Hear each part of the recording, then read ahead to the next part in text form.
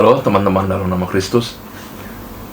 Ada hal yang terjadi sekitar 10 tahun lalu, Januari 2015. Itu adalah hal yang bisa dibilang mengubah hidup saya. Dan saya berharap sharing ini buat teman-teman sekalian bisa membantu. Jadi untuk yang mungkin bingung, ada yang pertanyaannya belum terjawab, semoga ini bisa terjawab dari kesaksian ini. Jadi apa yang terjadi adalah 10 tahun lalu, saya orang yang bisa dibilang very logical ya. Jadi sangat logis dan nggak jarang saya mempertanyakan hal-hal mengenai bagaimana kita harusnya melakukan approach terhadap Bible dan juga bagaimana approach kita terhadap ajaran mengenai Tuhan dan Spirit. Di sana saya juga kadang-kadang bertanya mengenai apa yang terjadi sesudah seseorang itu meninggal.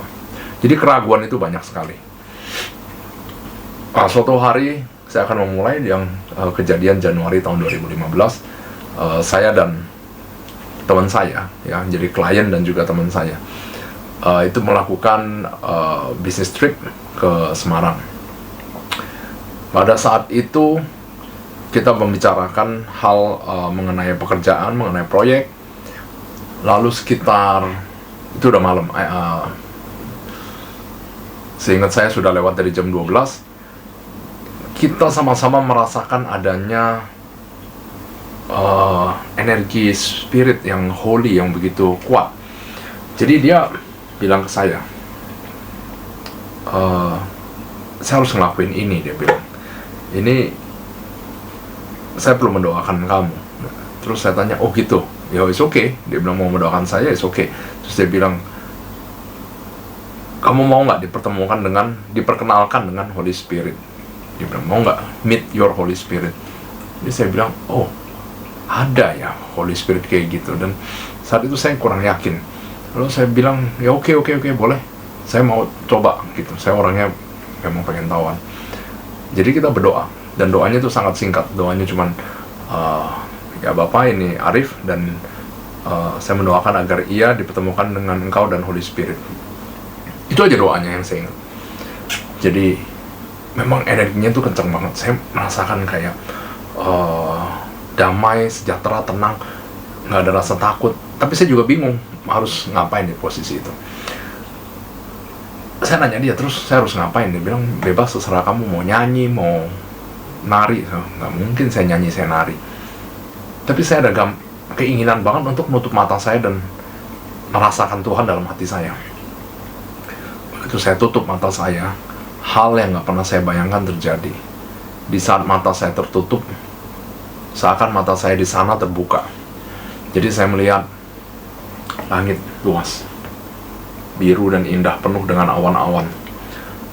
Ada dua sosok malaikat di depan saya, yang satu agak jauh, mungkin sekitar 40 meter, satu lagi agak lebih dekat, sekitar mungkin 30 meter.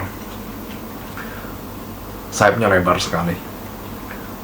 Dan yang di depan sebelah kanan itu tangan kirinya memegang suatu tongkat, ya, tongkat yang atasnya bundar, bawahnya ada bundaran kecil lagi.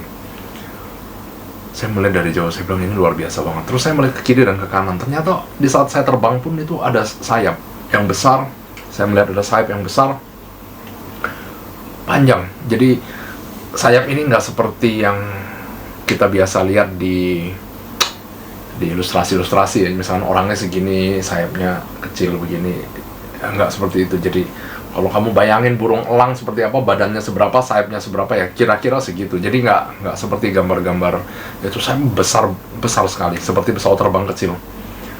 Dan bulu-bulu di sayap itu gede banget. Ini segini nggak cukup, layar nggak cukup besar. Jadi setiap helai bulu-bulu utamanya itu luar biasa besar, lebih dari 1 meter. Di sana saya merasakan peace yang luar biasa kuat. Dan saya lihat ada pulau-pulau. Jadi pulau, demikian pulau, laut biru, ada pulau, langsung pulaunya hijau. Seperti tidak ada pantainya, jadi langsung rumput. Jadi dari laut, langsung pulau, dan pulaunya itu langsung rumput. Pulau ini kecil-kecil saling terhubung oleh jembatan-jembatan. Jembatan ini memiliki desain yang unik yang belum pernah saya lihat sebelumnya. Jadi jembatannya begini, terus ada gantungannya. Gantungannya tinggi banget. Jadi jika jembatannya segini, gantungannya itu segini, tinggi begini. Dan memang semuanya itu berwarna keemasan dengan ada batu-batu permata yang luar biasa besar mungkin satu batu permatanya 1,5 meter dengan blok-blok emas yang sangat besar. Saya nggak bisa confirm persis, tapi di dalam hati saya, ya saya bisa melihat itu emas ya. Kami sama-sama terbang terus ke sana, dan ada satu titik di mana tiba-tiba awan tuh nggak ada lagi, jadi bersih. Terus saya melihat ada cahaya yang terang sekali. Jadi unik ya. Penglihatan ini muncul saat mata saya terpejam, dan saat mata saya terpejam saya kesilauan. Jadi nggak ada lagi yang bisa kita lakuin. Itu silau banget. Jadi saya hanya menengok-nengok saja, dan cahaya itu begitu tajam seperti gambar-gambar orang suci yang digambarin oleh pelukis-pelukis Rusia ya. Jadi ada orang suci, di belakangnya ada cahaya ilahi begitu, itu tajam begitu, itu yang lebih akurat. Terus saya lihat ada sebuah siluet, dan di situ saya melihat Yesus Kristus, Our Father in Heaven, dengan tangan terbuka demikian ya, seperti di Rio de Janeiro gitu, besar, sangat besar. Dan saya melihat, wah, menjulang dari laut sampai ke langit. Saya lihat, wah, tinggi sekali ya. Di kepala saya berpikir, ini kakinya dari bawah dasar laut sampai ke atas. Sekarang baru saya sadar bahwa patung yang tampak seperti patung itu, sosok itu bukan berdiri dari dasar laut, tapi berdiri di atas laut. Dan yang unik di saat itu yang saya lihat adalah perwujudannya dalam bentuk siluet Yesus, dan di dalamnya itu adalah angkasa luar ya. Jadi banyak bintang dan galaksi begitu. Dan ada pantulan air, jadi ada pantulan garis-garis air, sama ada bintang dan galaksi. Di saat itu saya langsung melihat, dan wah, luar biasa banget, so amazing. Jadi sesuatu yang menurut kita itu infinite, space itu infinite, dia menyatakan bahwa infinite itu ada di dalam diri saya itu beyond ya. Jadi Yesus Tuhan kita itu beyond, melebihi infinite, di luar infinite. Dan saya seorang pendosa gitu, dan saya sadar sekali saat itu saya terbang seperti seekor burung kecil, seperti burung gereja. Lalu apa yang terjadi? Saya didekap oleh Yesus dan diletakkan dalam hatinya. Itu saya menyadari bahwa apa yang dilakukan Yesus pertama adalah memeluk saya, benar-benar seperti seekor burung gereja ya, seekor anak burung gereja, bahkan seorang anak yang disayang dan kecil seperti burung gereja ini. Di situ saya merasakan damai yang luar biasa, dan saya berkata, Tuhan, saya seorang pendosa, dan ini yang kau lakukan pertama kali terhadap seorang pendosa, memeluk seorang pendosa. Saya nggak bisa berkata apa-apa, hanya damai yang mengisi diri saya. Nah, terus sesudah saya di sana, saya nggak tahu persisnya berapa lama waktu, tapi itu saya menikmati setiap detik saat itu. Cahaya yang berada di belakang Yesus seperti matahari, maka dimasukkan saya ke dalam cahaya itu, dan dalam cahaya itu luar biasa terang, dan saya merasa hangat. Padahal saya ingat di ruangan waktu itu AC itu agak dingin, tapi di saat saya dalam pengalaman ini, saya merasakan hangat. Dan apa yang saya rasakan di saat itu adalah saya ingin meminta maaf dan mendoakan orang-orang yang sering saya tegur ya. Jadi ada beberapa teman atau ada staff yang kadang-kadang sering melakukan kesalahan, sering saya tegur. Jadi apa yang ingin saya lakukan? Saya ingin menepuk bahu mereka dan mendoakan mereka dan meminta maaf karena terkadang teguran saya terlalu keras. Dan saya merasakan bahwa itu ada suatu energi yang mengisi hati saya. Dari sana energi yang begitu besar, sampai saya berkata, Tuhan, Jadi so much glory, ini terlalu banyak glory untuk diri saya. Lalu apa yang terjadi? Saya terbang keluar dari cahaya tersebut dan masuk ke laut. Jadi dari cahaya ini, Yesus cahaya terbang ke belakang di situ dan masuk ke dalam laut. Pada saat saya masuk ke dalam laut, terasa sangat sunyi dan hening, yang sangat hening sekali di dalam laut itu. Nggak ada ikan, nggak ada apa-apa. Saya melihat jauh di kedalaman laut itu. Saya melihat dalam lautnya sangat jernih ya. Jadi jauh pun masih kelihatan, nggak kayak laut kita yang mungkin 20 meter, 30 meter nggak kelihatan. Ini jauh kelihatan. Ada bangunan yang bentuknya seperti piramid tapi tinggi ya. Piramid kan begini ya, dia tuh tinggi begini ya, tinggi. Ada sekitar 6 atau 5. Ya sekitar segitu, saya nggak persis ingat jumlahnya berapa. Di antara ini, di dalam sisi-sisi dari piramid itu penuh dengan tulisan-tulisannya, nggak bisa saya baca.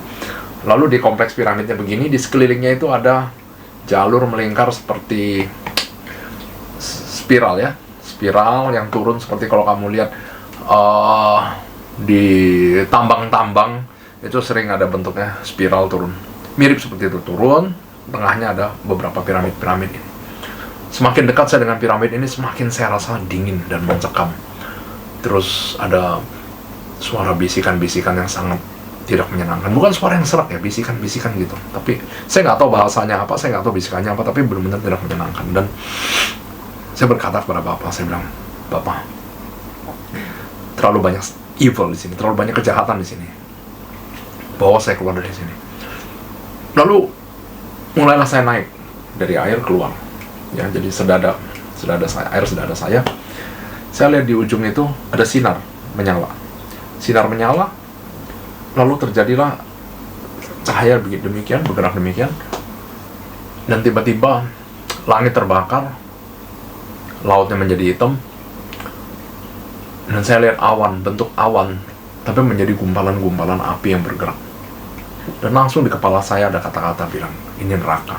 Saya lihat, dan air itu begitu hitam sampai saya nggak bisa lihat tangan saya sendiri. Saat itu saya pikir mungkin karena gelap, tapi sesudah saya pikir lagi, laut itu sudah berubah menjadi darah. Karena walaupun gelap, harusnya saya masih bisa lihat tangan saya, karena langitnya itu nggak gelap-gelap amat, karena itu ada, bayangkan awannya itu api, jadi segelap apa. Nah, di sana saya melihat hell. Ya itu bagian dari hell ya. Saya nggak bisa bilang saya lihat semua bagian dari hell, karena dalam perjalanan selanjutnya itu saya melihat beberapa tempat yang berbeda. Terus saya melihat beberapa pandangan-pandangan yang unik yang sampai saat ini saya juga belum paham. Jadi saya melihat ada lahan yang luas dan sangat rata dari batu giok. Dan ada suara yang mengatakan kepada saya, ini lautan batu giok, Sea of Jade. Saya nggak paham, sampai sekarang saya nggak paham. Lalu saya terdampar di satu hutan. Hutan itu langitnya sangat gelap, pohonnya terang, jadi warnanya agak terbalik, unik ya. Saljunya putih, jadi itu gunung, hutan, lantainya salju, ada gunung salju di sebelah kanan saya, gunung salju yang gede. Di situ dingin dan mencekam. Lalu saya di sana, saya berlutut, dan saya melihat ada sebuah avalanche, gunung itu saljunya runtuh. Pada saat salju dari gunung itu runtuh, saya udah hanya bisa melihat, dan Tuhan, apa yang harus saya lakukan? Lalu saya melihat salib-salib kecil sekitar 40 cm. Itu berputar mengelilingi saya, banyak, seperti dom dari salib-salib kecil yang berputar demikian, dan juga berputar, jadi dia spin di tempat dan dia spin keliling juga. Dan itu luar biasa. Saya melihat badai itu menerpa, tapi anginnya nggak masuk, dan saya nggak merasakan anginnya. Padahal di luar itu avalanche full. Lalu sesudah avalanche itu terjadi, ada beberapa hal yang unik terjadi. Saya melihat ada jantung yang besar sekali, ada pedang yang turun dari langit. Banyak hal yang unik terjadi. Lalu pada satu titik, pandangan itu berhenti. Dan saya melihat ke teman saya, kayaknya udah selesai, saya bilang. Terus saya merem lagi, saya buka mata lagi, pandangan itu berhenti. Karena sebelumnya waktu saya pertama kali melihat awan, saya bilang ke teman saya, saya kayaknya ngeliat surga deh. Terus teman saya bilang, terusin. Begitu saya tutup mata saya lagi, pandangan itu berlanjut. Ya kalau kita mimpi kan, kita tidur bangun tidur lagi, nggak lanjut seperti itu. Ini benar-benar saya duduk, tutup mata dan pandangannya langsung jalan lagi seperti, ya mungkin kasarnya seperti nonton film, tapi semi-semi bisa bergerak di situ. Cuman arahnya saya nggak bisa atur, tapi saya bisa gerakin tangan saya, kaki saya menoleh, itu nggak ada masalah. Sesudah itu saya langsung bisa dibilang merasa unik. Saya mungkin shock dengan in a good way, bahwa kayak wow, seorang pendosa dipeluk oleh Tuhan, dan dalam kondisi yang tidak kita rencanakan sama sekali. Nggak ada rencana kayak ayo kita pergi ke suatu tempat terus kita berdoa. Nggak ada rencana seperti itu sama sekali. Tiba-tiba hal itu terjadi pada saya. Dan bahkan orang yang mendoakan saya pun, dia bilang ya emang rasanya hari ini kita harus berdoa. Dia bilang begitu aja. Jadi kita nggak ada rencana sama sekali. Dan dia bertanya ke saya, berapa lama pengalaman kamu di, plus minus sekitar 45 menit. Terus dia bilang sama saya, kamu lihat jam, ternyata 2 jam di dunia nyata ini, di dunia sini itu 2 jam. Jadi sejak dari sana saya mulai berpikir bahwa banyak hal yang menurut kita itu mungkin simbolik, tapi ternyata belum tentu itu adalah sesuatu yang simbolik. Bisa jadi itu adalah sesuatu yang nyata dan dicatat.